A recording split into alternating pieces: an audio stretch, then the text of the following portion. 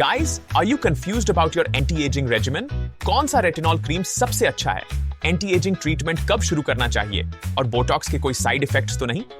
Don't worry, we've got all your questions covered. आज हमारे साथ हैं डॉक्टर संदीप बब्बर, दिल्ली एनसीआर के जाने माने स्किन स्पेशलिस्ट।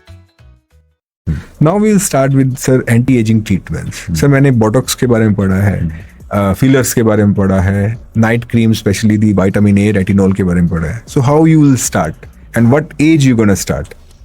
एक बेसिक, अगर आप एक अच्छा रेजीम बनाना चाहते हैं तो अगर आप 30 से अबव हैं तो आप एक रेटिनॉल अच्छी कंपनी का, मेडिकेटेड कंपनीज है ना, ये भी एक तरह से एक डिबेट है क्योंकि आपको मार्केट में बहुत सारी चीजें मिल जाएंगी बहुत ही रिप ऑफ प्राइस पे, है ना, 600 में 400 मतलब ऑफ, जो भी मतलब 70-80% ऑफ. तो बेसिकली रेटिनॉल आपको समझना पड़ेगा, एक कंपाउंड है जो सिर्फ अमेरिका में बनता है, इंडिया में नहीं बनता, बाहर से इम्पोर्ट ही होता है. ठीक है. उसको हम एक पर्टिकुलर फॉर्म में फॉर्मुलेट करके फिर उसको हम पैकेजिंग करते हैं. एक मेडिकेटेड कंपनी, एक अच्छी कंपनी अगर एक रेटिनॉल बना रही है तो वो 1200 से 1500 की रेंज का होगा. ठीक है, वो एक स्टैंडर्डाइज प्राइस है. किसी भी होने को महंगे भी आते हैं ना, prices, you know, there is lot of price differentiate, but एक अच्छा ब्रांड आपको 1200 से 1500 में मिल जाएगा. तो एक रेटिनॉल आप 2 से 3 बार लगाना शुरू करिए, है ना, 2 पंप फेस पे और नेक पे और ईयर्स पे रात को. ठीक है. इसके अलावा आपका गोल क्या है ना, अगर आपको एक हाइड्रेटेड स्किन चाहिए तो अलग चीज यूज करनी है, हाइलुरोनिक एसिड यूज करिए मॉर्निंग में. अगर आपका डीप पिगमेंटेशन रोल है कि आपकी स्किन बहुत टैन हो रही है एंटी एजिंग के साथ, तो उसमें एक AHA से सीरम रात को ऐड कर दीजिए हफ्ते में 2 बार. एक अच्छा आपकी स्किन के हिसाब से, जो भी आपकी स्किन टाइप है उसके हिसाब से एक मॉइस्चराइजर यूज करिए, जो आप रात को भी लगा सकते हैं रेटिनॉल और AHA के बाद, और सुबह भी लगा सकते हैं हाइलुरोनिक एसिड के बाद. सुबह फिर हाइलुरोनिक एसिड के बाद आप जब मॉइस्चराइजर लगाएंगे उसके बाद एक SPF टॉपअप करिए. सर ये आपने काफी कॉम्प्लिकेट किया, let's ease it out. Night में नाइट क्रीम लगाना है, नाइट में आपको रेटिनॉल लगाना है, हफ्ते में 2 से 3 रेटिनॉल क्रीम लगाना है. प्राइमरी जो रेटिनॉल क्रीम्स हैं वो बेस्ट हैं जो which are imported in India. Imported नहीं बोल रहा मैं रेटिनॉल कंपाउंड इम्पोर्ट होता है. हाँ, सो अच्छी कंपनी की, मतलब अगर 1500 से सस्ती मिल रही है तो they might not be good. मतलब आपको ग्रेड, देखो एक चीज होती है कॉस्मेटिक, एक होती है कॉस्मेस्यूटिकल. ठीक है. कॉस्मेटिक का क्या होता है, जो ओवर द काउंटर मिलती है, जिसकी आप एड्स देखते हो, जिसकी आप एड में आप इंस्टाग्राम में देखते हो, उसकी पैकेजिंग देखते हो और आपको लगता है ये अच्छा प्रोडक्ट है, आप ले लेते हो. कॉस्मेस्यूटिकल अपनी एड पे नहीं खर्च करेगा, वो अपनी पैकेजिंग पे नहीं खर्च करेगा, वो मटेरियल पे खर्च करेगा. सो प्राइमरली सर अगर मोटा मोटी बोले तो डॉक्टर प्रिस्क्राइब रेटिनॉल ही लेना है. डॉक्टर प्रिस्क्राइब रेटिनॉल ले लो आप. मैं कह रहा हूँ फार्मास्यूटिकल ग्रेड रेटिनॉल ले लो, मतलब मेडिकल कंपनी का है, मेडिकल कंपनी का रेटिनॉल है, वो ले लो. That is the best. So आपको रेटिनॉल लगाना है रोज रात को लगाना है after face wash and all. रोज रात को नहीं, हफ्ते में 2 या 3 बार. हफ्ते में 2 या 3 बार सफिशिएंट है. 2 से 3 बार. हाँ, काफी. Okay, that is one type. Then second is that कि रात को तो ये हो गया. अब मॉर्निंग में you have 2 problems. One, your brightening of skin and second, your sun protection. So अब ये 2 क्रीम एक साथ मिल जाएंगी या अलग अलग होंगी? अगर आपको तीसरा भी रह गया sir, hydrating moisturiser. Yes.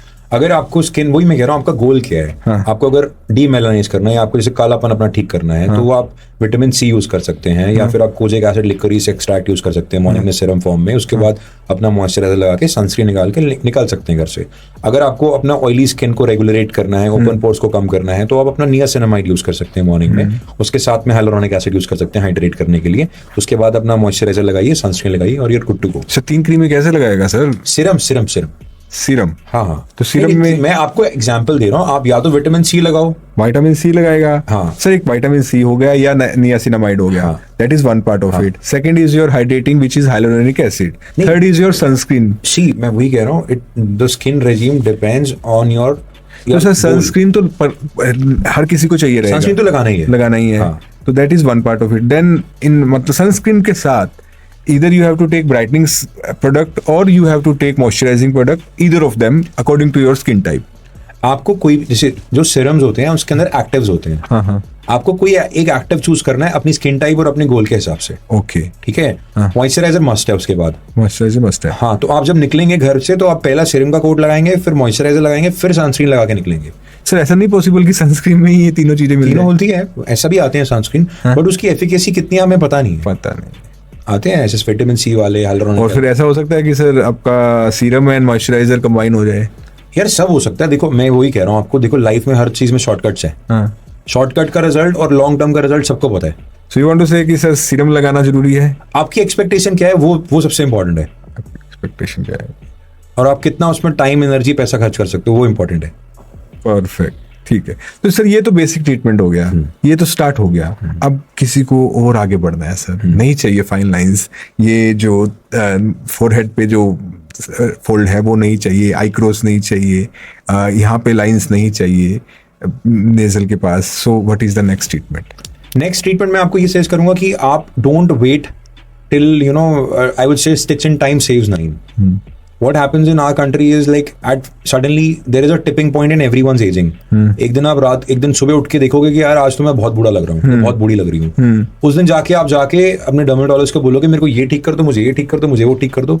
So that approach is very wrong, sorry. तो मैं आपको यही सजेस्ट करूंगा, अगर आप सैलून जाते हो, आप ना सैलून के लिए आपने फेशियल कराओगे, हेयर का कोई ट्रीटमेंट कराओगे, ठीक है, तो वो चीजें आपको कोई वैल्यू ऐड नहीं करेंगे, वो एक मोर लाइक अ पैम्परिंग सेशन होता है। आपने फेशियल कराया, 2 दिन का थोड़ा ग्लो रहा, फिर वो खत्म। अपने हेड पे कुछ कराया, स्कैल्प में कुछ कराया, 2 दिन का कुछ था, वो खत्म। It's more like a pampering session. या आपने कलर का, वो अलग बात होगी। बट मैं आपको ये सजेस्ट करूंगा कि आप ऐसा एक अपना एंटी एजिंग टाइमलाइन बनाइए अपने डर्मेटोलॉजिस्ट के मिलके कि मैं आपके पास साल में 2 या 3 बार आऊंगी, आप मुझे ऐसे प्रोसीजर करिए जो जिसमें डाउन टाइम कम हो और जो मेरी एजिंग को प्रोसेस को एड्रेस करे और कोई वैल्यू ऐड करे। ठीक है, ठीक है। तो आपको बैठ के एक टाइमलाइन बनानी पड़ेगी अगर आप चाहते हैं कि ये सब प्रॉब्लम्स आपको लेटर ना आए। अगर आपको बॉदर करती हैं ये सब प्रॉब्लम्स, ऑफ कोर्स नहीं करती तो बहुत अच्छी बात है, बहुत अच्छी बात है। बट सर सेकंड ट्रीटमेंट क्या है सर? बोटॉक्स सेकंड ट्रीटमेंट देखो, हम डायरेक्ट किसी पेशेंट को अगर मैं एंटी एजिंग के लिए आता, हम किसी को फिलर बोटॉक्स फर्स्ट गो में नहीं बोलते हैं हम, क्योंकि अगर मतलब ऑब्वियसली अगर वो ले रहे हैं पहले से तो अलग बात है। बट अगर पहली बार कोई आता है, उसको उसने आज तक कोई एंटी एजिंग ट्रीटमेंट नहीं लिया हुआ, तो हम उसको थोड़ा सा स्किन पहले प्राइम करते हैं। पहले उसको वो समझाते हैं कि भाई स्किन रेजिम का ये इंपॉर्टेंट है, नॉन इन्वेजिव प्रोसीजर है, हाइफू आप ये कर सकते हो, कुछ माइल्डली इन्वेजिव प्रोसीजर है, MNRF या माइक्रोनेलिंग ये कर सकते हो। पहले आप 3 महीने एक बेस बनाओ, उसके बाद फिर हम उसको फिलर, बोटॉक्स या थ्रेड्स या फिर बूस्टर्स पे जाते हैं, वो एंड में जाते हैं हम। इससे क्या होता है, जो फिलर बोटॉक्स की जो क्वांटिटी होती है फर्स्ट गो में वो भी कम हो जाती है। दूसरा, एकदम से कोई ड्रास्टिक चेंज नहीं आता फेस पे, एक नेचुरल लुक की तरफ, क्योंकि हम ऑलरेडी नॉन इन्वेजिव और इन्वेजिव प्रोसीजर से एक अच्छी स्किन आपकी बना देते हैं पहले से, 3 महीने पहले से, और फिर हम उसको थोड़ा एनहांस कर देते हैं बोटॉक्स फिलर से। Perfect. So Botox works? Definitely works. Botox से अच्छा ग्रेटिफाइंग रिजल्ट किसी प्रोसीजर का नहीं है एस्थेटिक मार्केट में। बोटॉक्स का पेशेंट आपने अच्छा बोटॉक्स कर दिया तो आएगा ही आएगा। सो कितना फ्रीक्वेंटली लगता है बोटॉक्स? 3 से 6 महीने में एक बार। 3 से 6 महीने में डिपेंड करता है। आप देखो, इसमें भी डिपेंडेंट ये होता है कि आप कितना there are subtle changes, then there are a combination of aging and non-aging changes in your face, and then there is a absolutely non-aging face. So आप किस में जाना चाहते हो? आपका बोटॉक्स थोड़ा सा वेयर ऑफ हो रहा है, आपको दिख रहा है, बट आपको वो लुक अच्छी लग रही है, तो कोई प्रॉब्लम नहीं है, थोड़ा लंबा खींच सकते हो आप खींच सकते हो। अगर आपको बिल्कुल भी रिंकल पसंद नहीं आ रहे, आप 3 महीने में टॉप अप कर रहे हो, कल कुछ लोग 2.5 महीने में आ जाते हैं टॉप अप करने, जिनको बिल्कुल पसंद नहीं है रिंकल अपने फेस पे। इट्स टोटली कोई नुकसान? बोटॉक्स FDA अप्रूव्ड है ऑलमोस्ट, मतलब 35 साल से मार्केट में है, 30 साल हो गए हैं।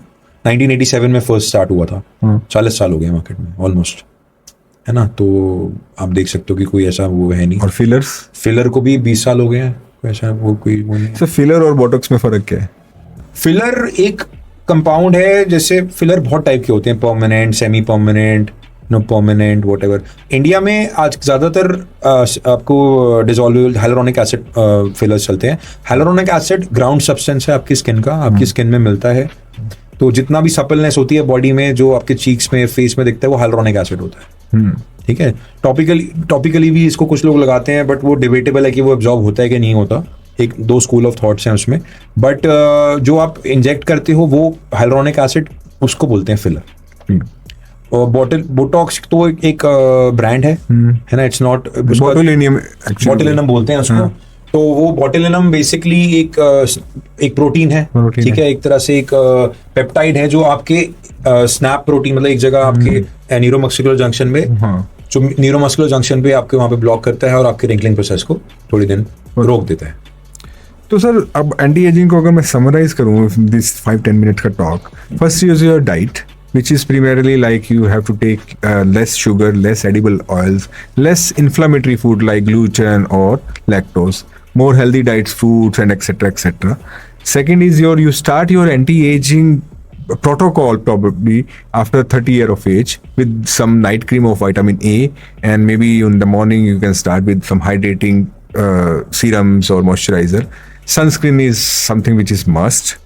Then you can go towards Botox, fillers, and there are certain priming things we talk about. HIFU, and what is HIFU, sir? HIFU is high intensity focus ultrasound. Okay. It's an FDA approved procedure. Okay. और आजकल बहुत common हो गया है क्योंकि बहुत सारे aesthetic because lot of patient they don't want any down time.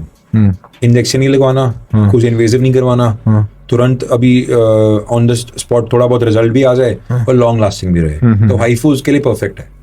तो साल में एक बार करना होता है और आज करो, उसका 8 से 10 हफ्ते बाद पूरा रिजल्ट आ जाता है और उसके रिजल्ट्स अच्छे होते हैं. सब ड्यूड रिजल्ट होंगे उसके, मतलब ऐसे बिल्कुल नहीं होगा कि लिफ्टिंग ही हो जाएगी प्रॉपर ही आपका फेस बदल जाएगा. बट हाँ, रेगुलरली अगर आप कराते रहोगे तो उससे आप कोलेजन काफी बिल्ड कर सकते हो. Collagen you can build. At least you are now next candidate for Botox. Botox or fillers, whatever is required. Whatever is required.